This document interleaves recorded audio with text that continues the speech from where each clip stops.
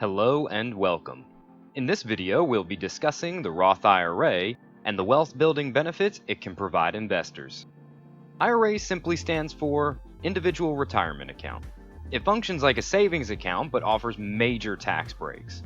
It was named after Delaware Senator William Roth, who helped establish it as part of the Taxpayer Relief Act of 1997, but despite the financial benefits offered, only around 20% of U.S. investors owned a Roth IRA as of 2017. So what are investors missing out on? It's the long-term financial growth. Your money is taxed before it goes into the account, typically via income tax, and the returns you earn belong to you, not Uncle Sam.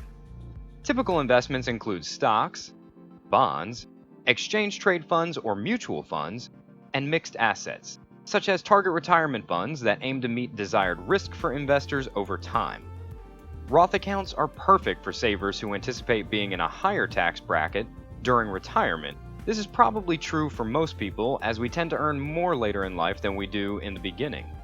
Roth IRAs have no minimum distributions, no contribution age limit so long as it's earned income, and the contributions to the IRA may be eligible for tax credits at the end of the year.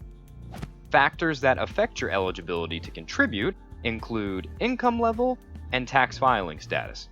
A link to the IRS infographic will be provided in the comments section so that you may identify specific details that apply to you. The key takeaway is that if you earn more than $122,000 for single tax filers or $189,000 for married filing jointly, there will be restrictions to your contribution. The current limit is $6,000 annually or $7,000 if you're 50 years or older. If you earn less than that, you can only contribute up to what you've earned. For example, if you made $4,000 that year, you're only allowed to contribute $4,000. You have until the tax filing year's deadline to contribute, which is April 15th, and the money may be added to your account as early as January 1st of the current tax year. That's 15 and a half months, or 470 days if you are counting. Contributing to the appropriate year is easy. Simply select the year that you want the money applied to, and you're done.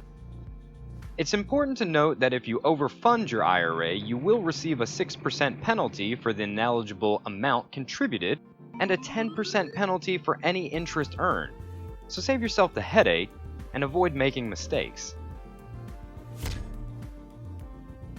An interesting detail for married investors is that a spouse who is not working may still contribute to a Roth.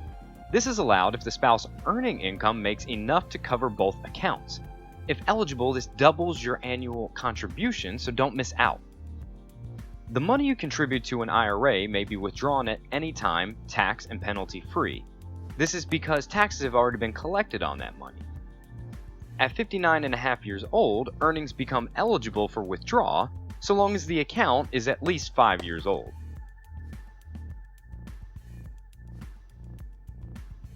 There are cases where you're eligible to withdraw early without penalty, known as qualified distributions. Examples include first-time home purchases, educational expenses, and medical needs. Note, there is a $10,000 limit on distributions for home purchases. Non-qualified distributions that fail to meet IRS guidelines will be taxed and penalized. An important attribute of the Roth IRA is the ability to pass wealth on to a beneficiary. It is necessary for you to name people who will inherit the account upon your passing. If you fail to do this, your assets are divided according to state law. This is easily set up online with major brokers, and it only requires a few personal details from the successors.